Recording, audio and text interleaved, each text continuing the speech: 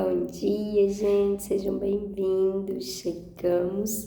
Estamos então no capítulo 2 e penúltimo de segunda carta aos Tessalonicenses.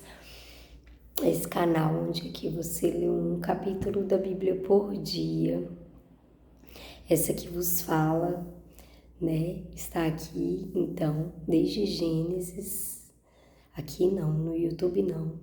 Lá no Instagram eu comecei em Gênesis, vim parar aqui lá para o meio de Reis, e é isso, e a gente tá aqui firme e forte. Hoje eu tô aqui bem mais cedo, e ainda com a voz assim, com sinusite, tá toda sem maquiagem, mas isso é o de menos. Vamos para a palavra, que é o que importa. Então aqui a gente tenta ler um capítulo, a gente tenta e consegue ler um capítulo da Bíblia por dia. Hoje vai ser assim, com algumas pausas. E Deus vai dar graça, assim como deu durante todo esse tempo. Muitas coisas aconteceram e tem acontecido. E é isso, mas Deus, Ele vai nos confirmando, sabe? Vai nos afirmando, vai nos direcionando. E nunca ficou sem que o Senhor trouxesse, assim, sabe? Algo especial ao nosso coração, uma lição, algo que nós utilizássemos até mesmo, nos dias atuais. A gente fala que a Bíblia é mais atual do que o jornal de amanhã, então ela não está restrita àquele tempo, Então tudo que servia para aquele tempo, eu creio que a gente pode sim tirar lições e princípios fundamentais para a gente, para os dias de hoje. E hoje não vai ser diferente. Hoje aqui nós estamos falando aí sobre Tessalonicenses, essa carta direcionada ali ao povo de Tessalônica, se eu não me engano. E como a gente tem visto, era uma igreja que estava ali, crescendo em fé, em amor, uns pelos outros. E ao mesmo tempo era uma igreja que sofria certa perseguição, se é que eu posso trazer assim. Paulo vem nos mostrar direto que era uma igreja sofredora até mesmo, digamos assim, E a gente, aqui no Brasil, como é que se diz? Não conhece muito dessa realidade, Nós aqui, graças a Deus, somos um país livre, somos uma igreja que tem crescido, prosperado, mas Tessalonicenses, ele nos mostra que a igreja, quanto mais pressão ela sofre, mais madura, melhor ela se torna. Então, disso então nós temos tirado aqui algumas coisas básicas, e hoje Paulo vai, nesse capítulo, Paulo vai aqui dando um direcionamento a respeito. A gente começou falando ontem que essa carta foi direcionada para que eles nunca desanimassem, porque alguns estavam chegando com uma falsa doutrina de que o Senhor já tinha vindo, de que eles de que eles parassem de fazer aquilo, porque, a esperança que eles criam não era mais bem-vinda, Não era mais, assim, não valia muito, porque, afinal de contas, tudo que tinha para acontecer já tinha acontecido. Então, Paulo vem reforçar essa importância de que haviam coisas ainda para acontecer e que ele estava crendo, ele tinha uma firme convicção de que esse dia ainda não havia chegado. E volta e meia, querendo ou não, essa é uma discussão até mesmo nossa, entre os religiosos, teólogos, não se Jesus já veio, né? Mas como acontecerá a segunda vinda dele, né? Em que termos? E a gente vê, e pra gente, às vezes, isso é uma coisa muito distante. A gente aqui não sei se no Ocidente inteiro, ou se no Brasil, enfim, não conheço muitas outras realidades, mas a gente vê que a gente aqui trabalha mais com o hoje, né? Trabalha mais com o que a gente quer para a igreja, para a nossa vida, para a nossa casa, para a nossa família, para o nosso governo, sem fitar os nossos olhos para esse dia da vinda do Senhor, o que é um erro nosso, é um erro que nós estamos cometendo.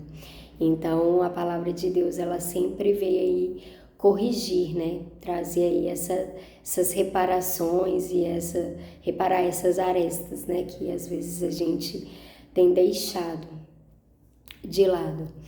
Então, Paulo, ele vai abrir os nossos olhos a respeito disso.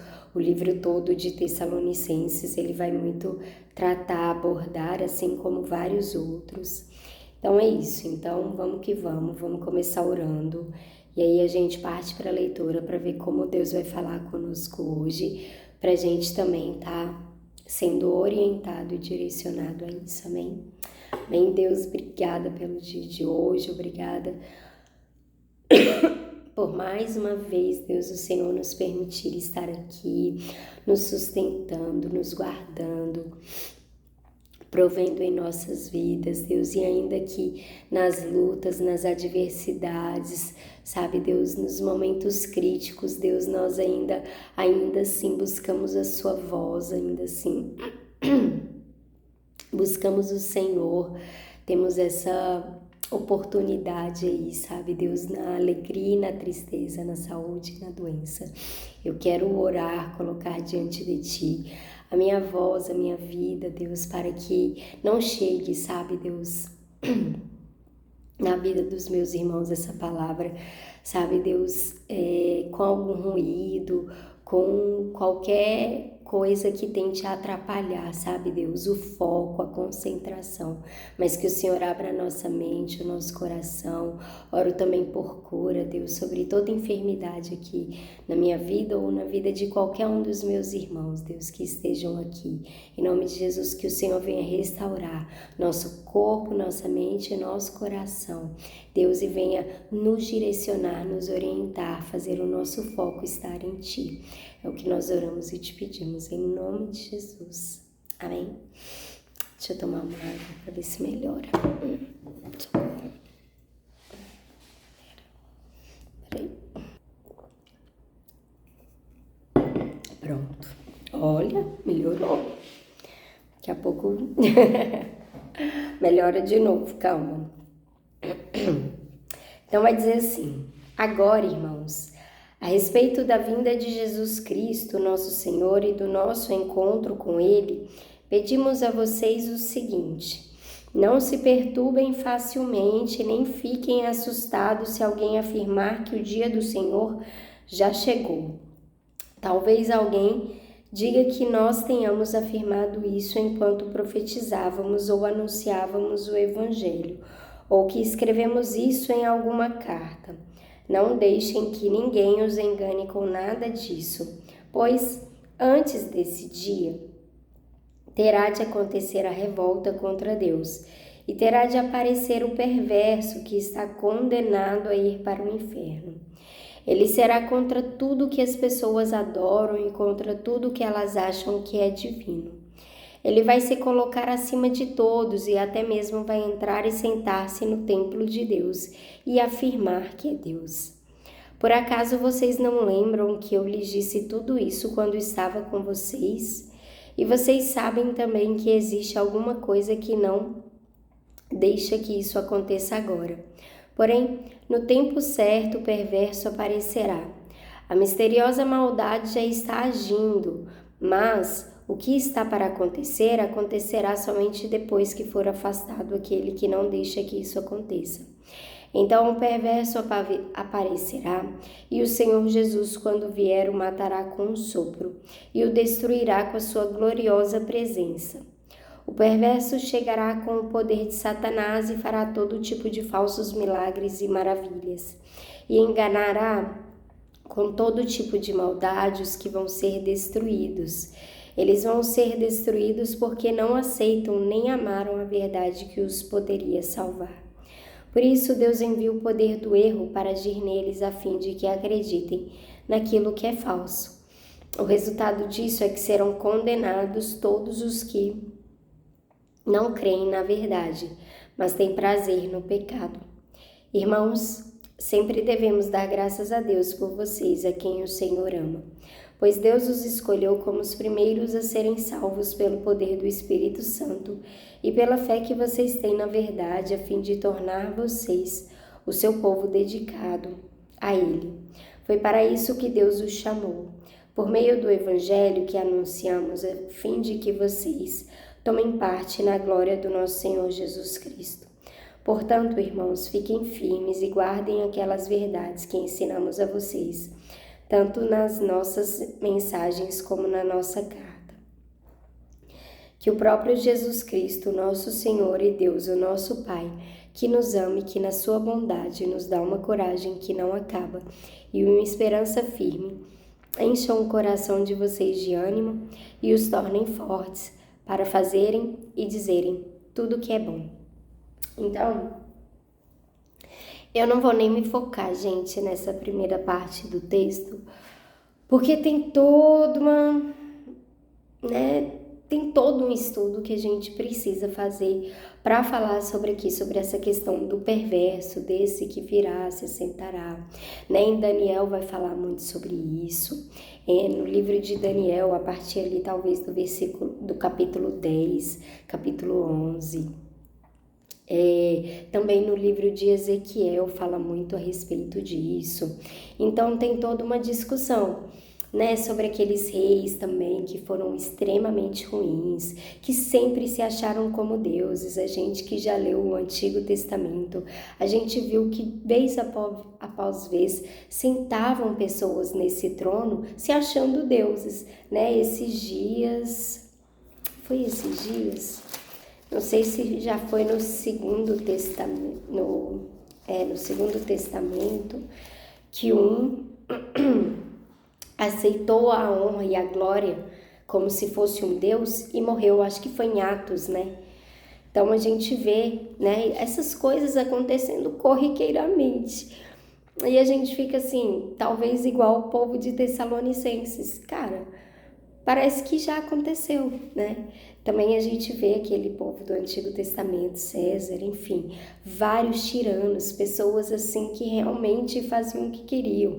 Hoje em dia a gente tem o Xandão na nossa realidade, brincadeira.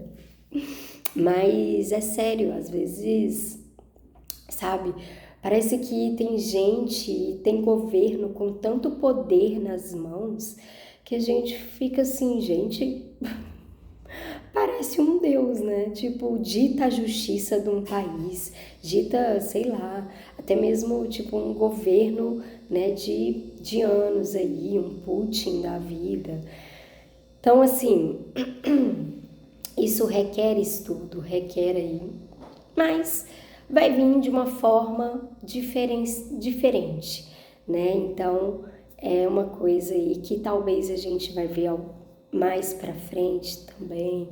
Deus vai dando graça, mas o que é importante é esse finalzinho aqui. Eu quero falar de duas partes, que vai ser esse finalzinho que vai falar enganará com todo tipo de maldade os que vão ser destruídos. Então, peraí.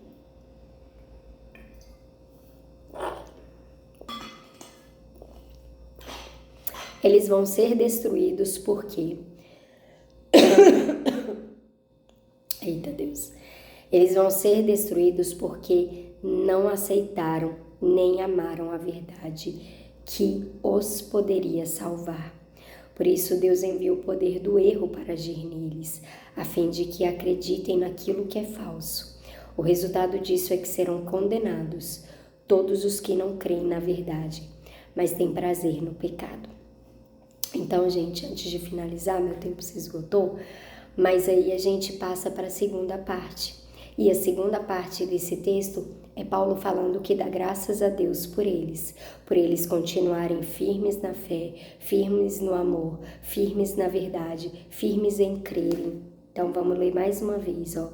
Sempre devemos dar graças a Deus por vocês a quem o Senhor ama, pois Deus os escolheu como os primeiros para serem salvos pelo poder do Espírito Santo, pela fé que vocês têm na verdade, a fim de tornar vocês o povo dedicado dele. Foi para isso que Deus os chamou por meio do Evangelho que anunciamos, a fim de que vocês tomem parte na glória do nosso Senhor Jesus. Portanto, fiquem firmes. E aqui vai uma orientação para a gente viver. A gente precisa viver com os olhos fitos nesse dia.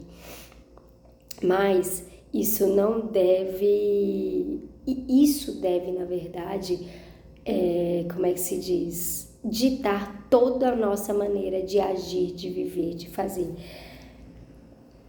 É o que Paulo fala aqui no final. Encham o coração de vocês de ânimo.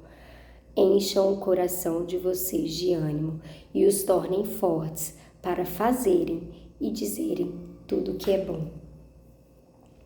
E nos capítulos anteriores a mesma coisa. E aí ele sempre falando, gente, vamos continuar na nossa fé, vamos continuar firme.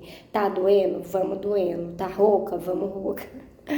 Sabe, vamos continuar firme na nossa fé, fazendo aquilo que a gente crê, aquilo que é a verdade, aquilo que Deus mandou a gente fazer, sabe, continuar espalhando a verdade, continuar fazendo o nosso melhor, sabe, pelos nossos irmãos, enfim, o que Deus colocou no seu coração. Gente, aqui ao longo desse tempo a gente falou muito sobre propósito também, missão de vida, né? Paulo nos ensina muito sobre isso. Então é por aí. Então nós devemos fazer tudo para esse glorioso dia do Senhor, sabe? Não vacilando, não deixando a gente retroceder por conta de algumas coisas que às vezes o nosso coração vem se abalado. Ah, será mesmo? Será? Sabe? Então é isso. Amém? Deus abençoe. Tchau, tchau.